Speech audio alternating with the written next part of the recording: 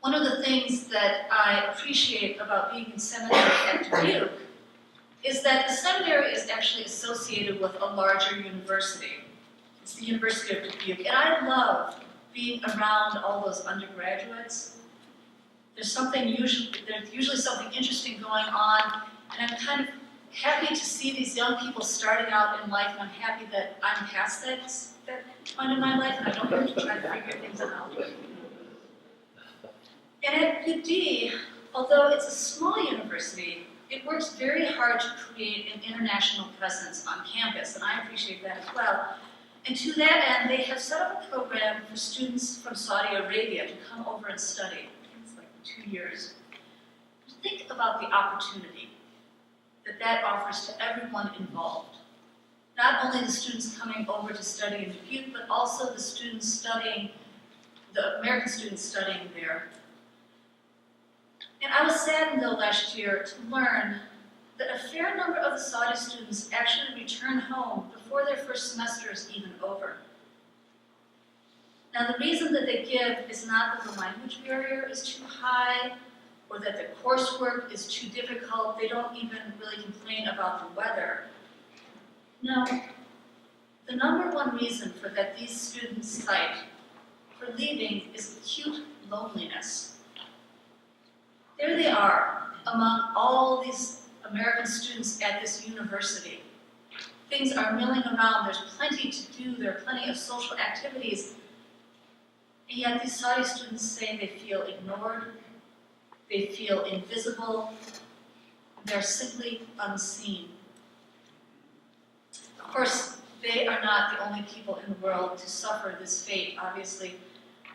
I want you to take a moment and think about the number of people that you pass on the street each day. Do you remember their faces? How many of us have avoided the eyes of a homeless person? Because to look someone in the eye means that we have to recognize that person's humanity. And we have to admit that there is injustice in the world. How often have we bought clothing or electronics or goods without thinking of the hands that made them? How many of us have eaten at a restaurant without knowing who cooks our food? How many of us have thought about those confined to their homes by illness or mobility or simply age? I find it interesting that one of the concerns of the local food movement is the fact that we have become distanced from our food sources. We no longer live on farms. We don't look at the animals that supply us with meat and milk and eggs. We don't really understand that intricate web of soil and air and water and chlorophyll that provides our food. And the local food movement is moving towards transparency.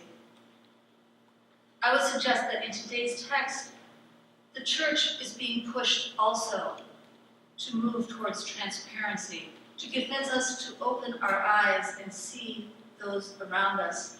It pushes us to open our eyes and see our neighbors. For our text today reminds us that we as Christians are called to do just that. The rich man presented in Luke's text lives in a world that is cosseted. He has fine fabrics, they're made of linen and they're purple. He has lots of wealthy surroundings. He eats sumptuously every day, and he lives in his gated home where he probably feels pretty safe and secure from all those distressing and dangerous aspects of daily life. But in his cocooned world, there's no way that he sees Lazarus, even though Lazarus is right at his gate. Lazarus, who waits for whatever crumbs might fall from the table. Lazarus, who lies in pain at the rich man's gate, only with dogs for company, and as much as we might like dogs constantly licking your sores cannot be pleasant. Obviously, though, after death, their positions are reversed, and Lazarus finds himself with Father Abraham, and the rich man, who had everything in life, sits in Hades, tormented by eternal thirst. At first blush, there's an alarming sense of uncomfortable justice here, isn't there? After all, it might be easy for us to think, well, that rich man just got his comeuppance. The thing is, this story is not about earning our way to heaven. I'm not even sure that it's just about the money. No, this story is a call to us. It is a call to the rich man's brothers, and we are those brothers. It is a call for us who are still living in this world to open our eyes and to actually see who is sitting at our gates. See, when we live in a world of abundance and wealth, when we pay attention to the things that we have on earth, and when we hold on so tightly to those things that we have on earth, it is very, very easy to become blind to those who have nothing. Now, you may say, and with some justification, Katie, we see a lot. And it's true. Think about the billboards that we have along the highway. Every time we log onto a news website, or open a magazine, or look at a blog, or post on Facebook, we see images. Now, once in a while, an image has the power to stop us in our tracks and to make us actually think. The image of that young boy sitting in the back of the ambulance in Aleppo was just such an image. But I would argue that those images are actually not so very common. It is an exception, for in our information age in this 21st century, we have things just coming at us all the time. In fact, it can feel very, very overwhelming. And sometimes as we sort through all these images, we start looking at people as categories rather than the human beings that they are.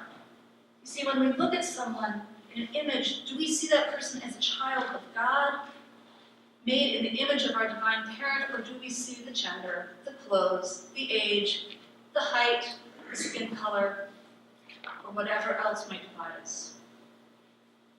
And this, too, our text reminds us, is a problem. Because seeing is done as much with your heart as with your eyes. Think about our rich man who now finds himself in Hades. In life, he didn't see Lazarus at the gate, but now in death he does. In fact, he asked Father Abraham to send Lazarus over with a bit of water to cool the rich man's tongue. I don't know about you, but at this point in the story, I just want to stop and say, really? Really? Do you not understand what's going on here? Do you really not understand why you're in Hades? This rich man, though, continues to view his surroundings through a lens of abundance and wealth and station. And he still regards Lazarus as someone who's expendable and there to serve.